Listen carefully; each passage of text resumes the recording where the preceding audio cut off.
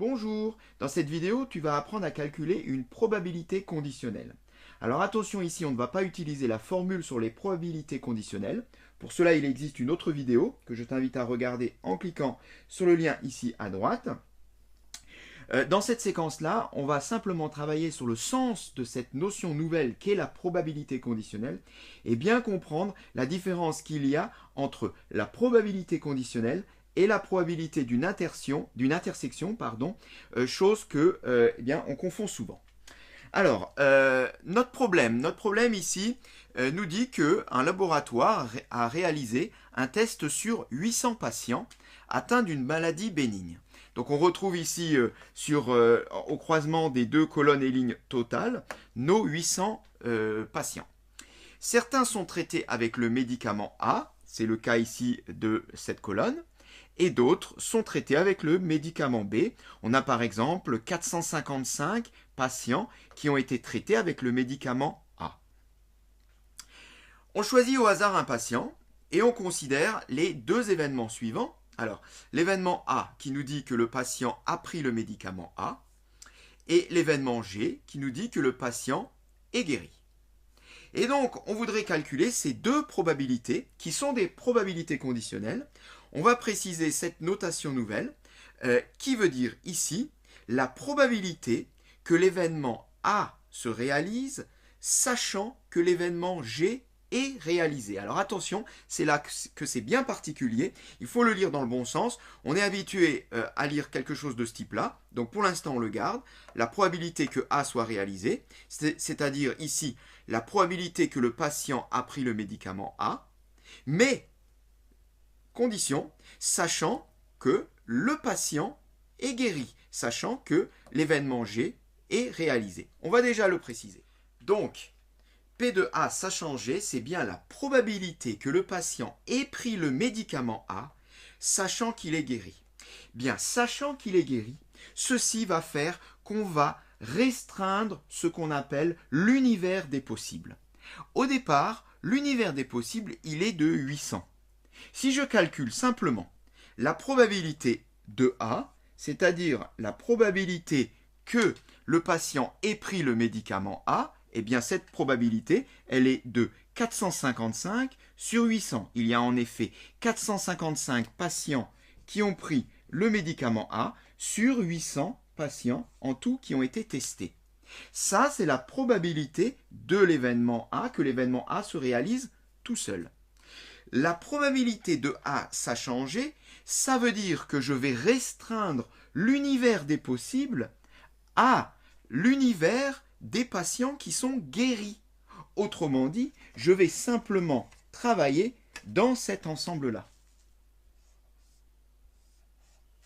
Je considère, je restreins mon exercice. Je fais comme si je n'étudiais pas maintenant le problème sur tous les patients, mais je ne fais une étude du problème que sur les patients qui sont guéris, puisque c'est marqué sachant qu'il est guéri. Autrement dit, eh bien, je me trouve dans la situation où je ne travaille qu'avec cette ligne. Et dans ce cas-là, eh bien, la probabilité que le patient ait pris le médicament A, sachant qu'il est guéri, elle est de 383 sur 674, puisque en effet, il y a 383 patients qui ont pris le médicament A sur 674 en tout. J'ai bien dit en tout, j'oublie totalement ceux qui ne sont pas guéris. On peut l'écrire, la probabilité que l'événement A se réalise, sachant que l'événement G est réalisé, est égale à 383 sur 674. Alors bon, cette probabilité, je vais la laisser telle quelle. On peut évidemment la simplifier ou l'écrire de façon décimale, mais ce n'est pas le problème ici. Tu peux le faire si tu le souhaites. Ici, l'idée, c'est bien de comprendre le sens de cette notion nouvelle.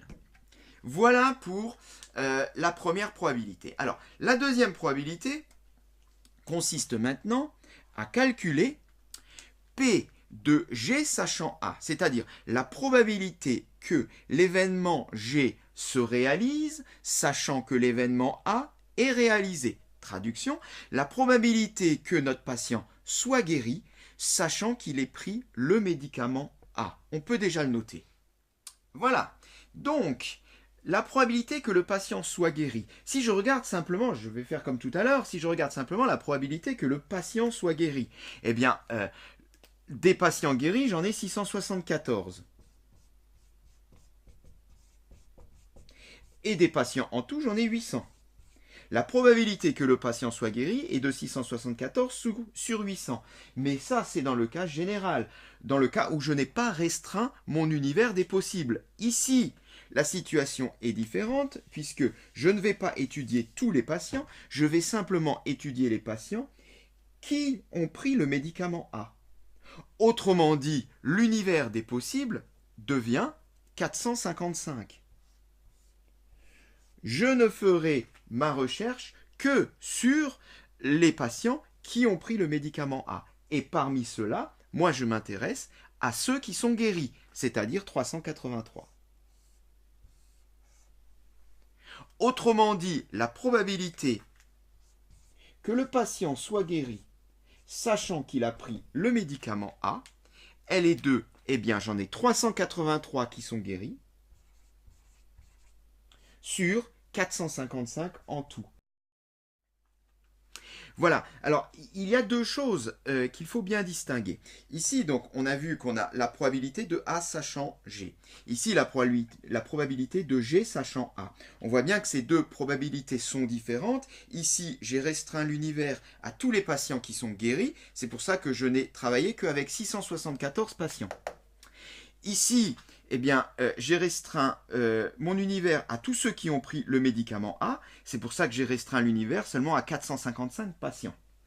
Et il ne faudrait pas confondre avec la probabilité de A inter G, qui est la probabilité que les patients aient pris le médicament A et qu'ils soient guéris. Les deux à la fois. Cette probabilité, eh bien, elle se calcule de la façon suivante. Des patients qui ont pris le médicament A et qui sont guéris, j'en ai 383. Je retrouve bien mon 383. Mais là, je n'ai pas restreint l'univers. Je cherche des patients qui à la fois ont pris le médicament A et qui sont guéris. Sur, eh bien, sur le total des patients qui ont été testés, sur 800. Donc, cette probabilité-là, qui n'est pas une probabilité conditionnelle déjà, c'est une probabilité sur l'intersection de deux événements, fait qu'on ne restreint pas l'univers. On restreint l'univers simplement quand on a une condition sachant que. D'accord? Donc ne pas confondre ces trois probabilités qui font qu'on se trouve à chaque fois dans un univers des possibles différents. Pour le premier, sachant G, je ne travaille qu'avec les gens guéris. Pour le deuxième, sachant A, je ne travaille qu'avec les gens qui ont pris le médicament A. Pour le troisième, il n'y a pas de condition, je travaille avec tous les patients. Et cette séquence est terminée.